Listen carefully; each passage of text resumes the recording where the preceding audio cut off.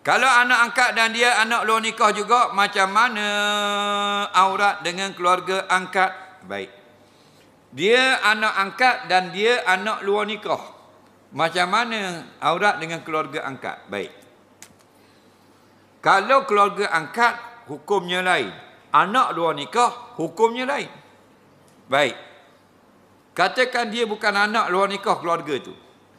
Dia anak orang lain, jadi anak angkat. Hukumnya dia hukum macam laki-laki atau perempuan yang bukan mahram. Kerana yang jadi mahram yang ringan masalah aurat ini hanya 3 golongan saja. Pertama, al-mahramu bin nasabi, mahram dengan sebab keturunan.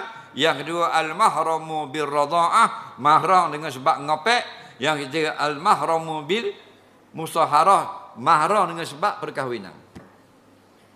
Ada pun anak akak tak jadi mahram. Walaupun dia bela daripada kecil, besar hingga bela, sampai ni umur 40 dah. Tidak jadi mahram. Kekal aurat macam orang luar. Cuma kalau dia duduk serumah dengan ibu angkat, keluarga angkat, direngankan sising lengan baju. Kalau dia perempuan, untuk basuh pinggan di dapur. Dan direngankan bahagian kuku lali ke bawah. Kerana ikut pandangan mazhab Hanafi, maka jadi kelonggaran sedikit untuk dia. Faham tak lagi?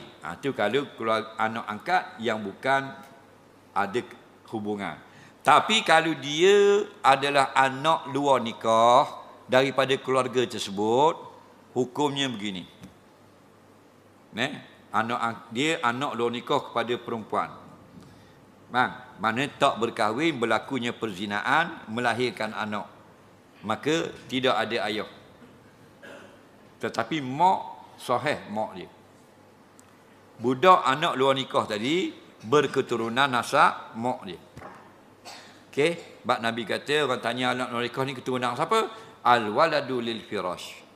Faham? Anak luar nikah nasab je ikut belah mak. Maknanya kalau mak tu mati, anak luar nikah dapat saka. Hukum sama anak dia.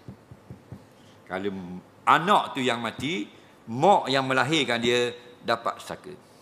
Faham lagi? Yang tak dapat sebelah suami, sebelah lelaki-lelaki yang berzina tadi. Faham? Tak dapat. Kerana bukan keturunan budak tu. Okey? Okey. Dan dia dengan anak-anak perempuan tu mak dia.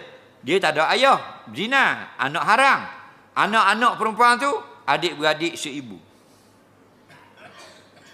Bila adik-beradik seibu, hukumnya aurat macam adik-beradik.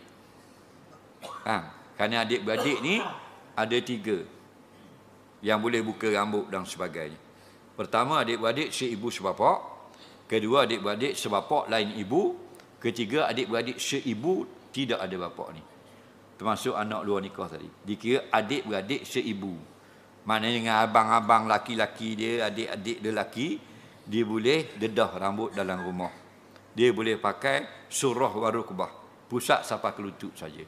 Sama macam adik-beradik seibu. Maka dia dengan abang bagi ibu wak berzina tadi, pak saudara.